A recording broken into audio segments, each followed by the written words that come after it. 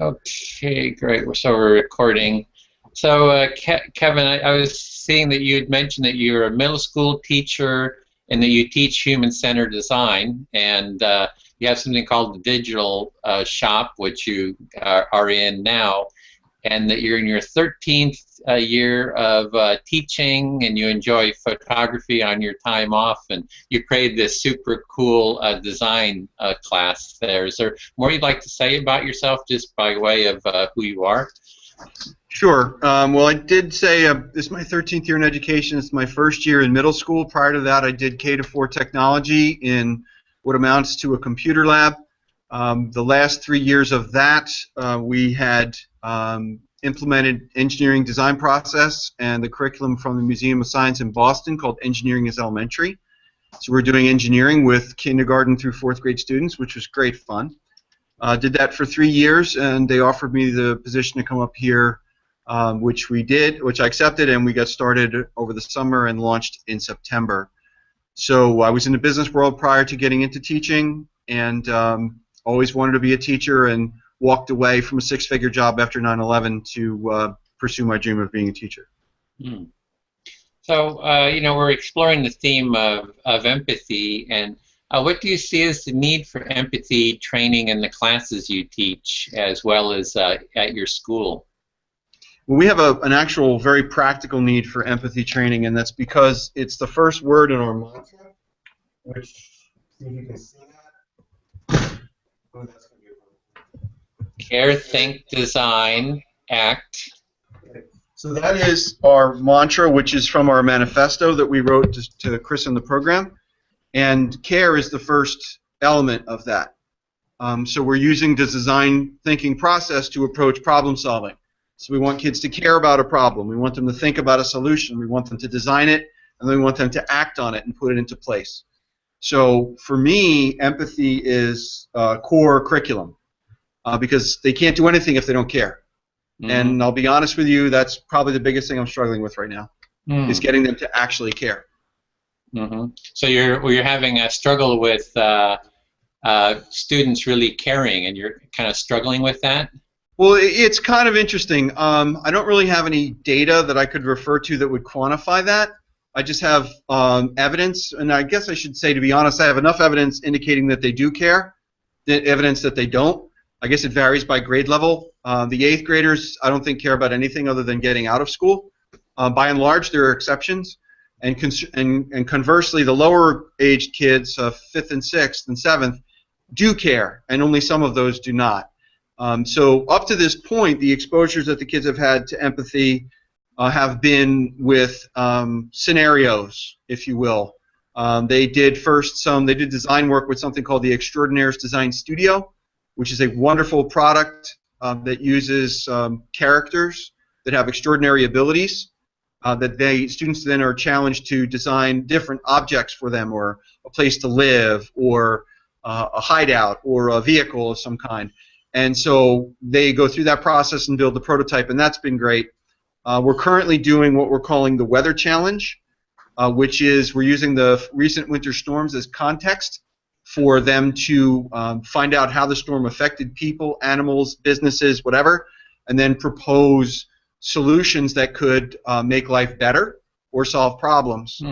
We're working towards the big thing we're struggling or shooting for is the capstones that we're gearing up for that'll start in about a month, and each grade level has a different one, which empathy is going to play a gigantic role in. In 5th grade, we have a student who has a brother in 2nd grade who wears a hearing aid who can't wear his hearing aid when he plays sports. So his mother contacted me and said, is there anything you guys could do to help him out? And so they volunteered to have him be a design study for the entire 5th grade. So that's 5th grade. 6th grade, we have a teacher that has multiple sclerosis, just had double knee replacement, and has a lot of mobility issues. She has a service dog, and it's difficult for her to get around in school with all the things she needs to carry. She has volunteered to be a design study for the entire 6th grade. The 7th grade, we were working with Thomas Jefferson University with their medical school. They found out we were doing design thinking and came to see us. And they want to have their med school students work with us. And the challenge, or the how might we, for the 7th graders is, how might we make hospitals less scary for children? either as visitors or as patients. And in 8th grade, students are designing, customizing, and assembling 3D robotic prostheses for people that need them. So this is a working prosthetic. They're from the Enabling the Future people. We're very nice. And so we were actually just today launched a blog post where we need like 30 people that need these things. So we have to find them, then they have to get measured, they have to go through an intake process, there's a whole bunch of rigmarole, and then our kids hopefully will then meet these people electronically and then learn about them and then customize it. Well, what color do you want? Do you like Iron Man? Do you like My Little Pony? You know, what kind of customizations can you make to the design which already exists? And then use other tools to enhance what they deliver to the person to make it a truly empathetic gift and project. So it sounds like every class you have, they have a different design project they're working on, and they're really addressing some needs that someone has. So here's this person or a group, and it's like, discover what their needs are and work on this project.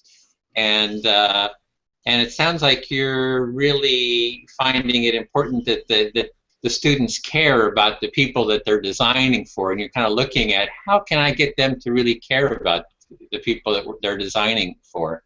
Exactly, and in each cases of the capstones, I think it'll be easier because the 5th grade is going to be a 2nd grader, and it's a brother in the grade, so there's a connection there.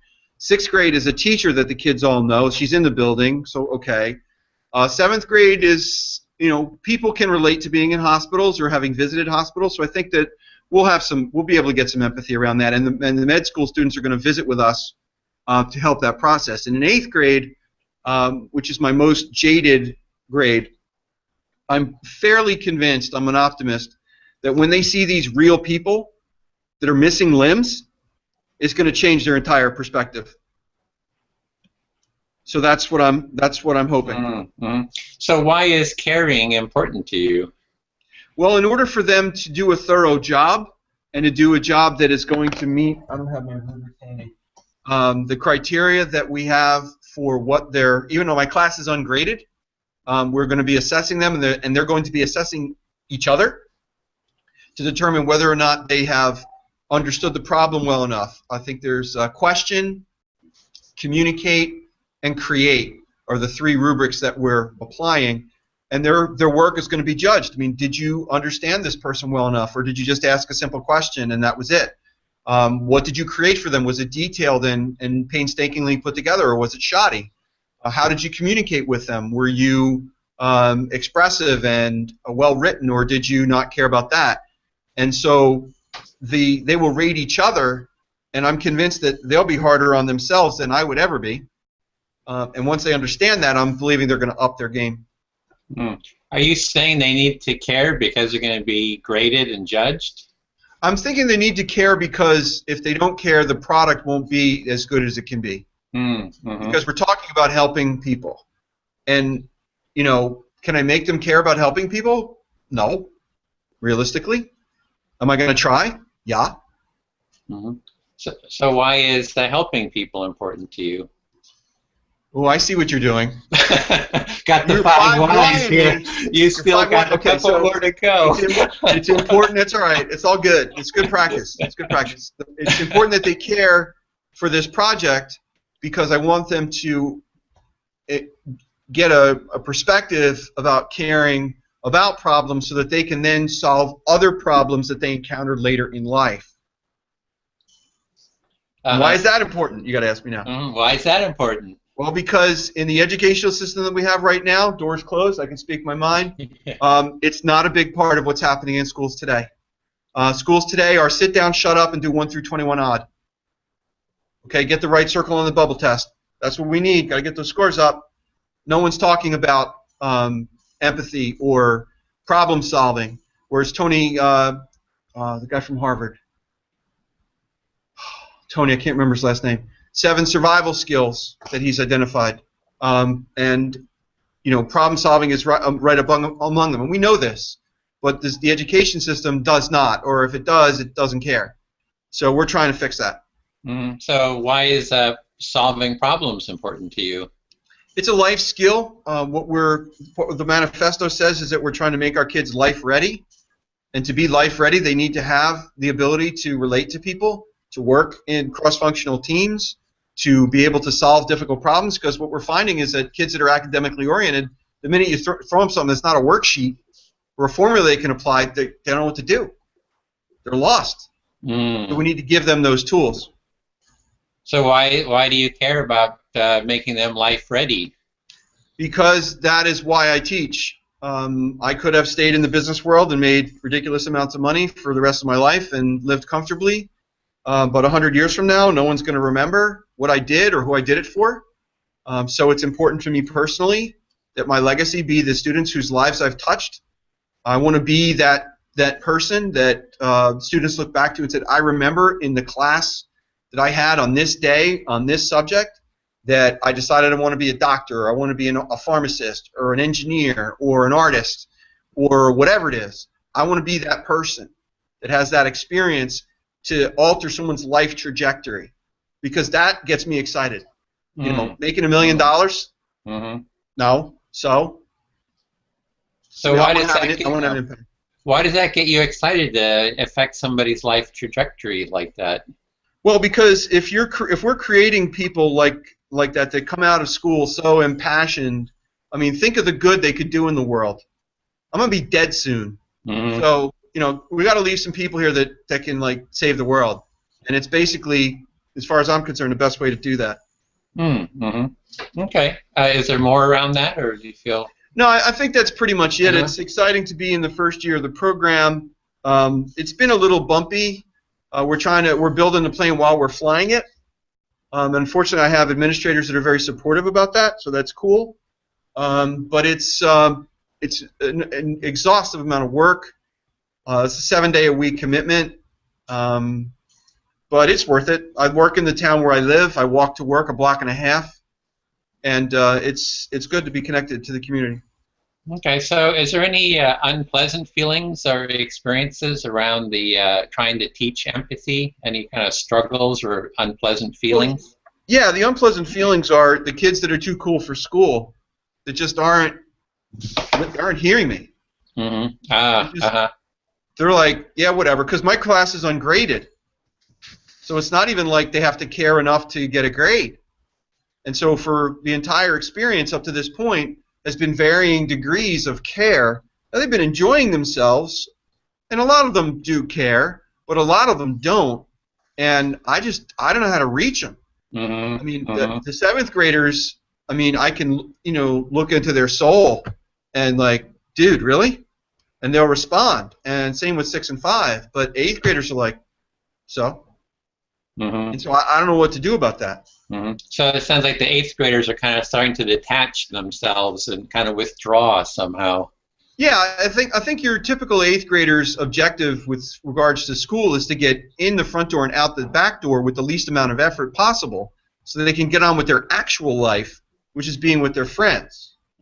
So this is just, school is the distraction, and to get them to be invested and committed, it's not an easy thing. So it's really it's kind of painful for you, as I'm understanding. It's painful for you to see their detachment and yeah, not because I want them to get involvement. Yeah, I want them to get it. I want them to make that connection, and I'm convinced at this point that once they see little Miguel in Panama or Rosalita, who had a birth defect or was a victim of domestic violence. If you have no empathy after connecting with those people, you don't have a pulse. Really? Really? So it's kind of like once people see the struggles other people are having and can really experience that then they'll say, hey, I really want to get involved, and yeah, because that empathy will lead to action. It sounds like you're hoping. I'm hoping, and if we're talking about children mostly. I mean, if they're looking at kids that are not far in age from them, or a brother or sister. I mean, imagine your brother or sister not having a limb. Hello? What would that be like? Imagine you not having a limb. And imagine being able to have that fixed by virtue of this project. I don't know. Sounds kind of huge. Well, how about on the flip side? Is there any really pleasant feelings you're having Oh around yeah, teaching empathy? Like, the, what's the the met kids needs? are doing inspiring work. Inspiring work. We had a team of kids design through this weather challenge that we're doing right now, which is using weather as a context for design thinking and to find challenges that can make the world better. A girl and a boy whose mother, actually, the girl's mother is works for a social service organization, so it's not surprising that they came up with this, but they designed a helmet for autistic kids to wear during severe storms to lessen their anxiety. It has like a Google Glass or a cardboard type interface where they can project pictures and hear sound to calm them so they're not freaking out, which I thought was incredible. There's some things that kids have come up with that are, humorous, like goggles for chickens to wear so they can find their food in the snow. Okay, if you're a chicken and there's snow on the ground, I could see how that's inconvenient. Snowboards for dogs, inside treadmills for dogs so they can get exercise when they can't get out because of bad weather, with a water bowl and a video of a cat that they can chase. So there's a lot of empathy towards animals, less so towards people, but that's okay. We'll take So it sounds like you really enjoy seeing the creativity and the innovation the students has. Maybe you get some joy out of that. I get joy out of watching their reactions to, and then watching them work together. And let me just drop into chat real quick. I have a blog where I write about this junk because I have nothing better to do 5 o'clock in the morning most days. You're familiar, obviously, with Agency by Design. Doesn't ring a bell. But Doesn't ring a bell. It's Project Zero at Harvard. They're looking at how design thinking affects lots of stuff. And so this particular post that I just dropped in a chat there's a video there that's actually pretty relevant that you'll probably enjoy watching. And then you can scroll down and just look at the expressions on these kids' faces. This is what gets me up every day at 3 in the morning. I mean, giving these kids these experiences, they go home and they can't stop talking to their parents about what they did in school. I have a sibling. I have 2 siblings of both sisters. One's in 5th, one's in 8th. Her mother told me they were arguing whose invention was better. I mean, you can't put a price on that. So that to me is really exciting and extremely valuable. Well, you had actually posed the question of how would being empathic improve life for you and those around you. Do you have some thoughts about that question you posed? Well, it's kind of like an overall question that I think I'd like my kids to take up, and certainly our school community, because imagine a school grounded in empathy. Discipline? Gone. Bullying? Gone. But no, let's spend thousands of dollars for consultants to come in here to put in bullying programs that don't work. No, I need to get into that line of work. You really? Yeah, so I'm thinking it's potentially transformative at the school level. Because why not? Why not transform the whole school? Sounds like a good plan. One thing I thought of is a school could do a design project. How might we design a more empathic school so it becomes an actual design project, and the students could work together to interview each other about exactly what you're talking about to make that transformation. Like, what do you think about that, or what would be the blocks or challenges or of doing a project like that? Yeah, I think it's a great idea, and the folks at Ashoka, I think I had mentioned, have this thing called Start Empathy, which is a program that does exactly that. And there's a curriculum around it. You can become a change maker school. You make a commitment to a series of processes around it. They come and they do a site visit, and you can change the entire culture of the whole stinking school with Start Empathy as one possible solution. I love the Ashoka people. They do great work. Okay. Well, is there, Harsh, do you have any questions? I was wondering, for the 8th grade project, designing a prosthetic is quite a complicated thing. Is this some sort of kit that you introduce them to that they then use? Yes, the design is already completed. The group is called Enabling the Future, and they have a series of designs that are all open source. We are going to take those designs and customize them using the software that they provide to measure them specifically for particular individuals. And then the designs are there. We literally just change colors, maybe add lettering or other minor cosmetic things, 3D print them, and assemble them. I see.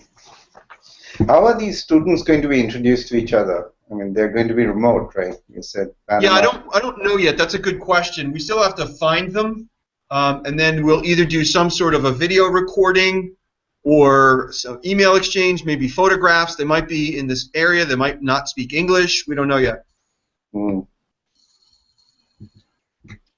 Yeah, because that's where the empathy will actually start, right? When they exactly to make that connection is really important. Yep. Yeah. I had a question. It's a little bit. It's you had mentioned 9/11. Like it was a big shift for you. What was it about 9/11 that kind of made you do such a big shift in your life? Well, I had always wanted to be a teacher. I was waved off of it as a career from my parents, who said my father in particular, who said I'd never make enough money. So I went into to support a family. So I went into the business world, got my MBA. It was relatively successful. Okay, nothing super great. But after 9/11, I didn't want an airplane to fly into my building. And again, you know, fall over dead one day and be like, wow, my greatest contribution is, you know, 1/10 of a 1,000th of a % of EPS on some companies. What?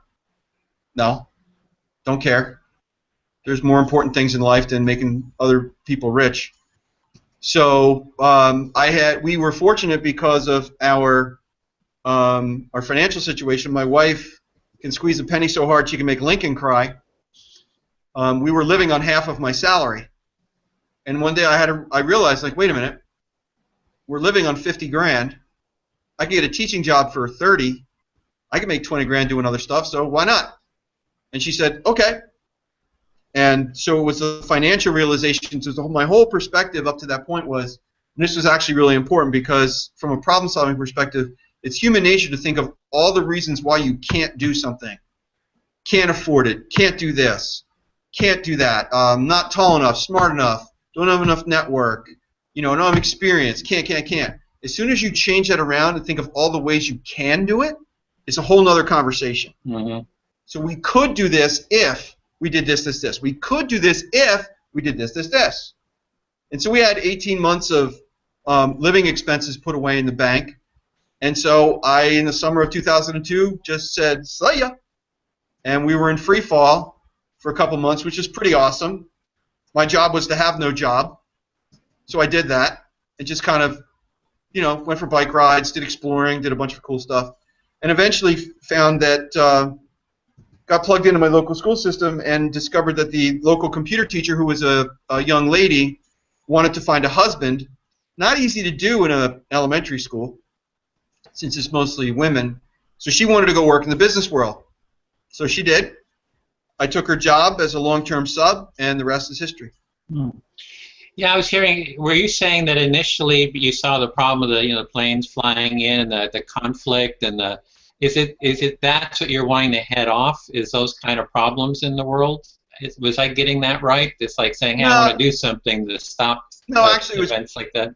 Probably more selfish on my part. Okay. I just love kids. Oh, okay. I just love kids. I love technology, and honestly, I'd rather be around kids than adults. Kids are easier to get around, or especially younger kids. My favorite age to teach is kindergarten. No concept of failure. Oh, it didn't work. Okay. No agendas, no issues, no raging hormones. They just want to work. They just want to work.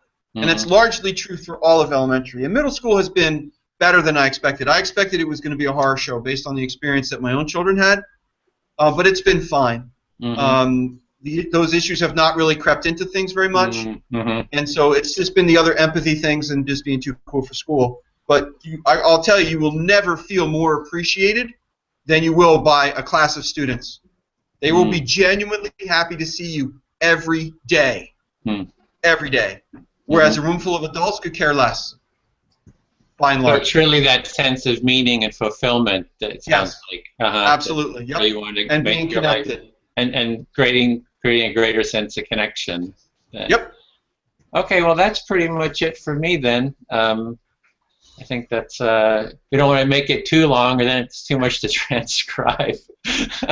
Yeah, and I got to get ready to. I got to go boogie. I got an appointment to run to. So timing's.